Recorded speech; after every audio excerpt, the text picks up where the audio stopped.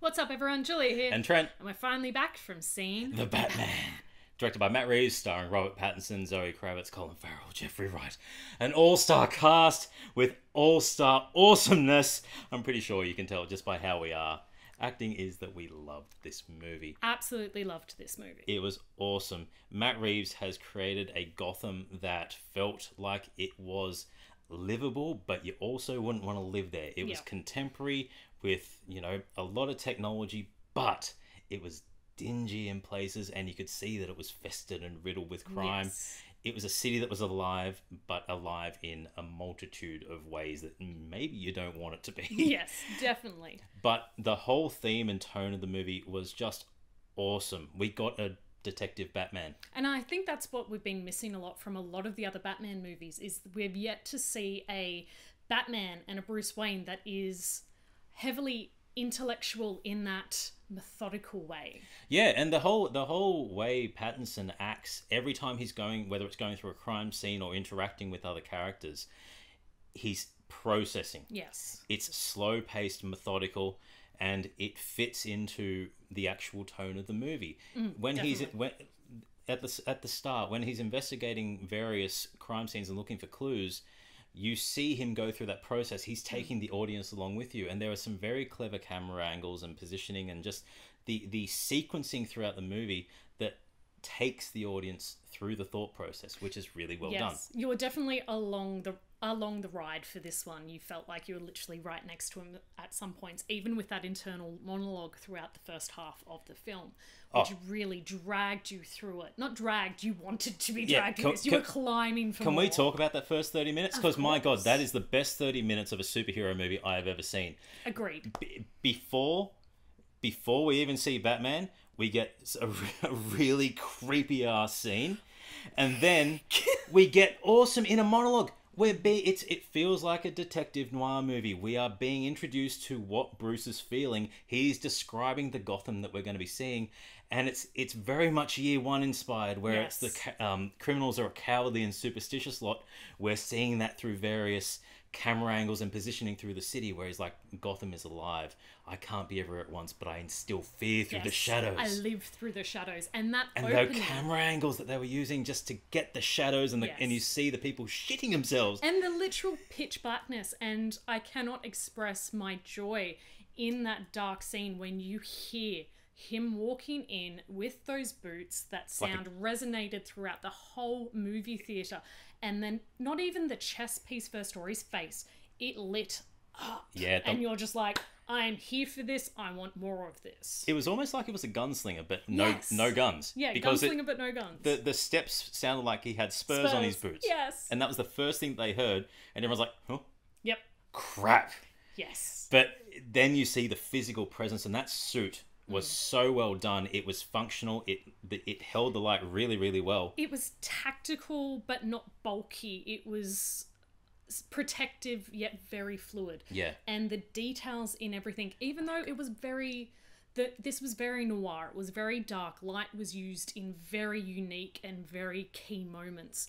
You still saw so much detail throughout everyone's costumes. It captured a lot, and we'll talk more about the lighting later on, but let's talk about the cast first. Yes. This was a phenomenal all-star cast. Everyone did their job well. Robert Pattinson was an excellent Batman, and for this iteration of Bruce Wayne, where he's at, it's his second year on the job.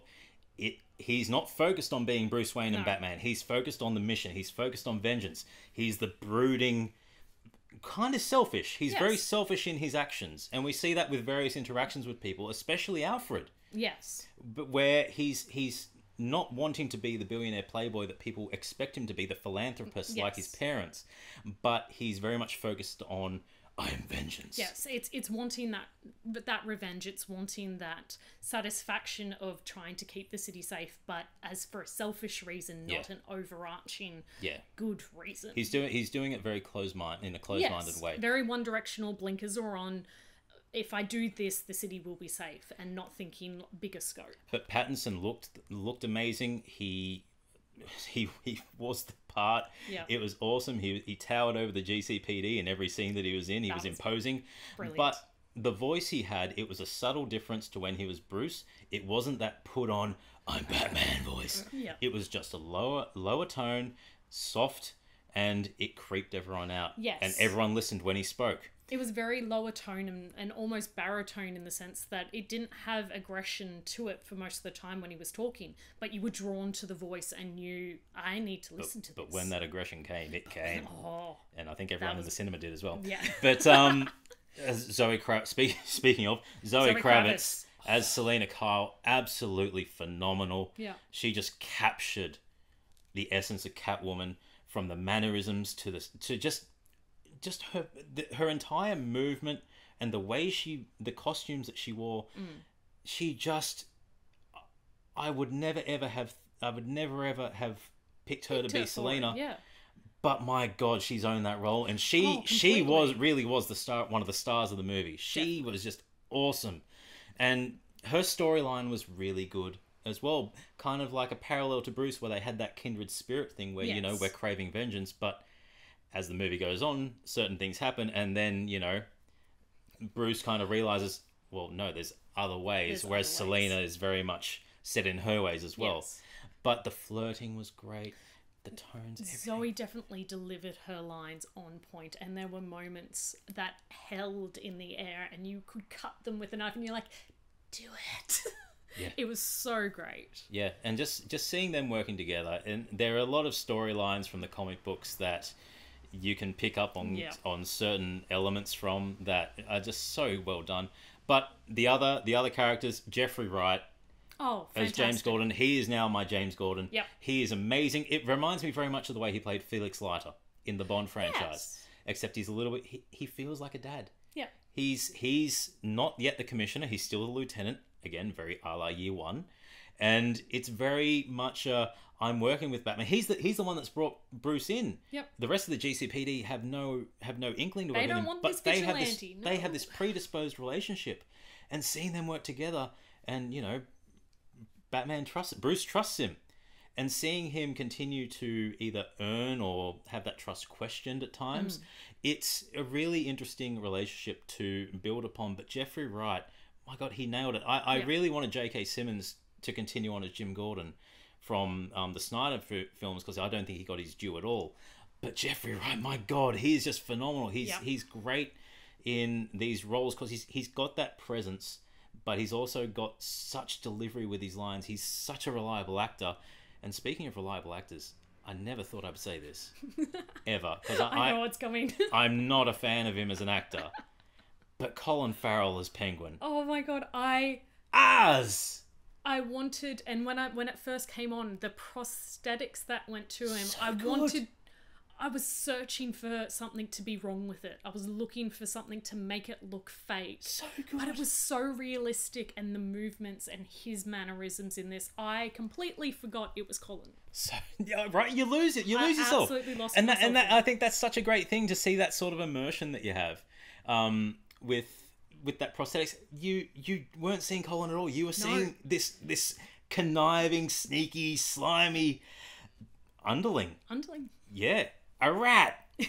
But no, he was so good, and every scene he was in, he stole and had some great lines. And that was Penguin was actually where some of the humor came from in the movie. Definitely, there were some really good lines delivered by Colin where I tend to be the person who is the only one laughing in the theatre, and there is one moment where we literally see a penguin walk and I am cacking myself laughing, because it's delivered perfectly at the perfect timing to break a scene and to get you out of that moment to bring you into the next one. Yeah, but above all of that, Paul Dano's Riddler. I loved it. Good. It felt like the Arkham game version, mixed with a contemporary modern feel to it, where you could see he has legitimate reasons for his actions. He's just going about it in the terrible way. Yes. But he's just creepy, and the connection that they have to various characters and the riddles, they make it feel legitimate. It feels like it all belongs and everything fits in place. But his performance, we don't really get to hear him until later in the movie. Yes. But once you start to really see more of him outside of the camera footage that pre-recorded, which very similar to how Joker was in The Dark Knight. Yes. But he's just... Because he's got that unassuming look to him. He's very much a baby-faced, looks like the nicest guy in the world. Yeah. And he's acting like this psychopath. And it's just so good. But the relationship that he forms with Bruce, or his perceived relationship with Batman as is well, just so well done. It's great. And then you have John Tuttoro as Carmine the Roman. My man, Carmine Falcone. Oh, I love him. I love the Roman so much, and he did so good. He played the mobster boss fantastic. Again, another actor who's very much a comedic actor. Yes. And he did that so well. And I love that there was nothing in this movie that felt like it didn't need to be in there or shouldn't be in there. Well, it is quite a long movie at almost 3 hours, but when thinking back in this, there's not much I would want to remove because everything has its place. The specific delivery of Batman taking his time at crime scenes and hovering, you then realise is linked later to gadgets. Yeah. There's those moments between Bruce and Selina, and those are needed because it's building the tension. Well, it's building Selina's subplot as well. So if you were to try and remove stuff from it, you would sacrifice key character development for key characters, which then people would complain, oh, this character felt underdeveloped. So I can understand, maybe tightening up some scenes and getting rid of some of the slower scenes that are, traveling points. Yes. But in terms of story, it was a really tight script. The riddles were clever. Yes. And that's one of the things that in the comics Scott Snyder said was the hardest thing about writing Zero Year was that it wasn't the story. He had the story. The hardest thing was writing riddles that weren't stupid or dumb or easy. And I could understand how that would be a lot of pressure to put on the Riddler, but Matt Reeves did fantastically with it. He has done fantastically with it. Now, if there's one scene that you would think you would need to cut, for me, it's my favourite scene. It was the car chase scene. Who's saying cut that? Don't cut that. No one would be saying cut that. No one in their right mind that. would be saying cut that. Ever. Because we get the introduction of the Batcar. And that purr again through the speakers, through the whole cinema was perfect. But you have probably a solid 5-minute car chase, maybe even longer. I don't know. It was timed. You were drawn into it. I was absolutely drawn into it from the moment the music started. And that's one of the big things that helped this movie was the score. The score, yes. It fit every scene so well. The Riddler's theme was creepy and childlike, and then went into this big crescendo of just loudness. Catwoman's was more feline with strings, and then you had Bruce that at any point in time I actually thought was going to break out into Danny Elfman's Batman theme. Yes. And I was like, holy shit, they've captured the essence so well. But that car scene from the starting of the Batmobile, just it reminded me very much of a Stephen King movie with that start. The werecar. The Futurama werecar. The Futurama, I agree. So from that scene to the ending scene where Bruce is walking out of that car and that camera angle, I don't want to spoil it because it's just a beautiful piece of cinematography. You are drawn, you are beating with the bass line and the drums that are coming through it, and it's absolutely amazing. Yeah. And it's just stunning. I can't express how I love that scene and how I have been playing the soundtrack a lot. Yeah, Michael Giacchino did such a good job with the score. I can't wait to get that on vinyl. But finishing up the lighting and just the general cinematography of the movie, a lot of it didn't look like it was CGI. It looked on set, really well done. I liked that it was natural lighting. Yes. It wasn't forcing characters' faces to be seen at all times. We got a couple of nightclub scenes where the lighting effects were the strobe effects. Yes. And it was done so well where if they're on a rooftop and it's daylight, you've got the light source behind. They weren't really illuminating what was in front. It was using a nice silhouette effect. Yes. Everything fitted and it seemed natural. I've read a lot of complaints about the movie being dark. It wasn't dark. It was natural. It fitted. It's how it would be if you were on a train station at night. Yeah. And they don't have lights everywhere. They have lights every 10 meters. Yep. And not the entire platform's illuminated. And also how if you're in a construction site, not everything's going to be lit up, only the areas in which they're working. Yeah. So some of the scenes where the bat signal is, is absolutely beautiful because it's either dawn or dusk, and it's bringing the moment for you. Yeah, okay, yeah, it's a little bit dark, but just think of it as a noir detective film, but a comic noir detective film, which makes it so much better. But as the movie went on, and as Bruce started to learn about himself, the movie got brighter. It went from darkness to lightness, and it's something that we haven't really seen Batman really be in movie form, and that's a superhero. Yep. He's a hero without giving away anything more than that. He's in a more traditional sense. In a more traditional sense. And also with this one, it showed how vulnerable he was. Yeah. And in very key moments, how vulnerable he was, because there were moments where he falters. Yes, he wasn't the Bat God. He wasn't the Bat God. That Grant Morrison and Mark Waid gave us in the JLA run, and that we've had since the late 90s.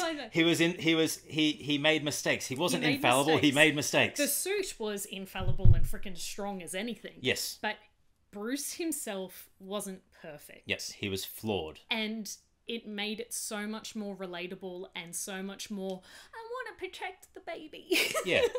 But again, setting up for future movies where we are going to be seeing that growth and where that character development goes to.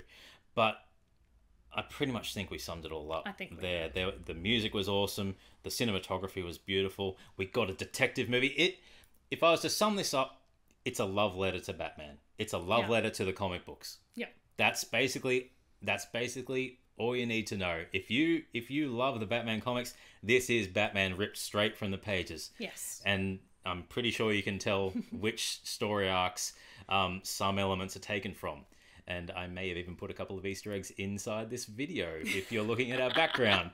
But no, tell us your thoughts on the movie in the comments below. I'm Trent. I'm Julia. And as always, keep it nerdy.